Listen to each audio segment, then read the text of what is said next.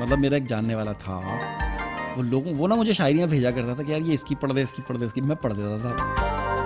भाई मुझे पता चला वो लोगों से पैसे ले रहा था। अरे मैंने बोला यार ये क्या है। अच्छा, मुझे इतनी इतनी शर्मिंदगी हुई, इतनी ज़्यादा शर्मिंदगी हुई जब मुझे रेट्स पता चले मेरे, कि मैं इतने पैसे लेता हूँ पढ़ने के। अल्लाह वाह, मैंने कहा यार ये औकात है मेरी। मैं डूब के मर जाता रे। मैं यार अपना नहीं तो मेरा ही ख्याल कर लेते भाई। हद हो गई है वैसे।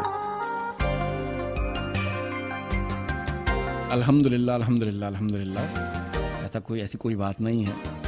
मेरा जो फ़न है वो बिकाऊ नहीं है, मैं अपने फ़न को बेचता नहीं हूँ। मैं रेडियो के लिए काम करता हूँ, लेकिन ये जितने भी शायर हैं इन सब का सिर्फ एक उर्दू के फ़रोग़ के लिए मैं ये नए नए शायरों को उजागर करने की कोशिश करता हूँ, और बस मेरा अपना कोई मफाद नहीं है।